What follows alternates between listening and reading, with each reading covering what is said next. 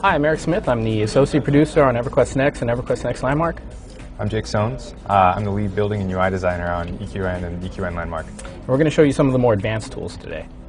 So, over the last month, a lot of things have changed. We've gone through a couple more iterations, and it's just really fun and exciting to be able to show you guys how things have changed.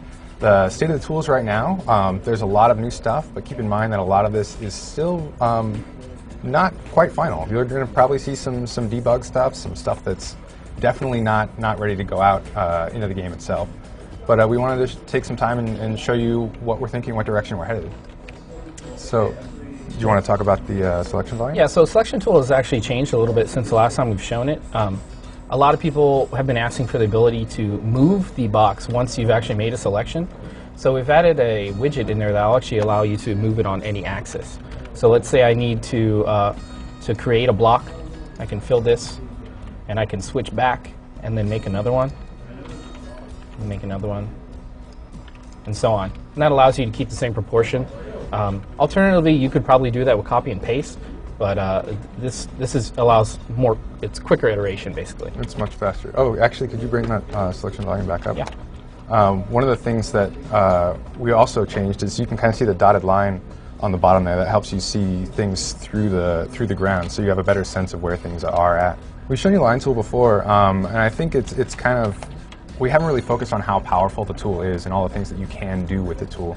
So Eric was just showing me this corner trick earlier, and I think it's a pretty good example of what kinds of things you can do. You want to talk about what you did real quick? Because and then you can actually change the sizes of the brush from end to end.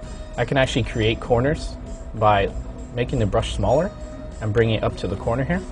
So that actually makes, like, if you're trying to make a corner of a castle or something and make it at a angle other than 45 degrees, that's the easiest way to do it. Yeah, and keep in mind that a lot of this stuff is still earlier on, so there's definitely some more polish that's going to go into this, but the ease of use is something that we're really happy with and something that we're going to keep focusing on. So this is something I've been working on in a castle. It's basically just a bunch of stairs with columns and arches. And what I want to do is make this on the other side, but mirrored. So what we can do is we can actually take this entire thing, copy it, go on this side, paste it, and then hit M to mirror. Oops. You want to make sure you're in the right axis. There you go.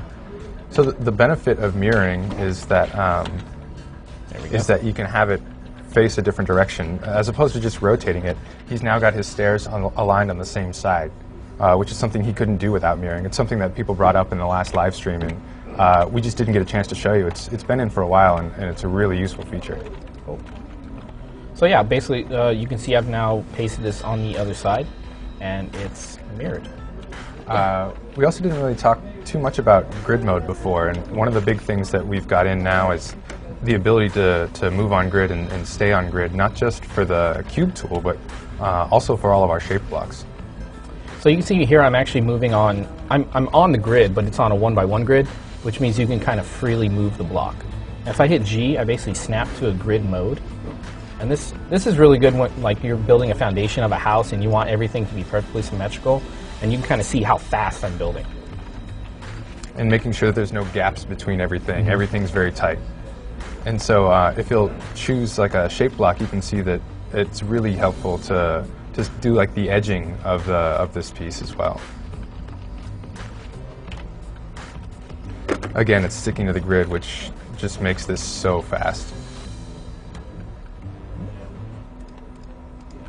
You don't have to worry about getting it right along the edge or worrying about something hanging off. It just snaps to grid, and again, you can build really quickly. But again, you're not constrained to that. At any point, you could decide that you want to go off grid and move in as finite a space as we allow you to. So it's a really powerful tool and a really powerful way to use it. Right. So these arches are a pretty interesting shape. You want to talk about how you made some of them? Yeah, so I mean, the arch is pretty common piece in architecture. So there are lots of ways to build arches in our game. In this method, I actually went with a individual box and made a kind of abstract arch. And from here, you can actually take the selection tool, grab this whole thing, and basically just smooth it out until it is a smooth arch. So Nice. Yeah, that works really well. There you go. I mean, that took, 5 seconds. I know you guys have a lot of questions from the previous live stream, so we're going to try and answer a few right now. So people were asking if buildings can float, if we can make things that float, and we absolutely can. We can do that right now. Eric's making a selection volume, and he's just going to pull that selection volume up off the ground and fill it, and voila, you now have a floating foundation that you can use to build whatever you want on top of. People were asking if you could use cube and sphere for every tool. Yeah, every tool we have, you can use it in either mode, and we found it pretty useful.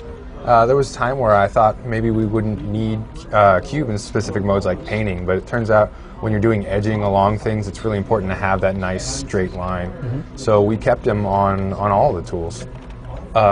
Painting is actually a good segue into, people were asking if painting uses up resources. It does. It's important to keep in mind that when you're painting, you're not just putting things on top of other things, but you're actually swapping out what was there for the new material. Right. And when you remove the old material, you gain that material back and you expel the material that you are painting with. You can see how Eric's cutting away. It's important to remember that it's not just the surface voxels that are changing, but as large as the sphere is, you are painting everything that touches it. People were asking about interactive props like doors and things like that. They're absolutely planned. We have a couple that are in process right now. We're not quite ready to show them, but they'll be coming along, so keep your eyes peeled. Flying in your plot is another thing that came up. Flying will be unlocked via progression in your plot only. We're not going to let people fly everywhere throughout the world. That would just be too powerful and kind of ruin the game experience. So the voxel size is another thing that people were curious about. We're still tweaking those. We've got a bunch of different zones in the game where we're trying out different sizes of not just voxels, but different sizes of brushes. Meaning, does the cube have a 1x1 or 1x1x1 voxel, a 2x2x2 voxel, or a 3x3x3 voxel? And we're still playing with all those scales and trying to see what feels right. But this is where we're at right now, and we're pretty happy with it. All right, that about wraps it up for advanced tools. Hopefully we've answered some of your questions. Feel free to contact us on Facebook and Twitter. We're on Reddit and the Founders Forums as well, so we're watching and we're waiting, and let us know what you think.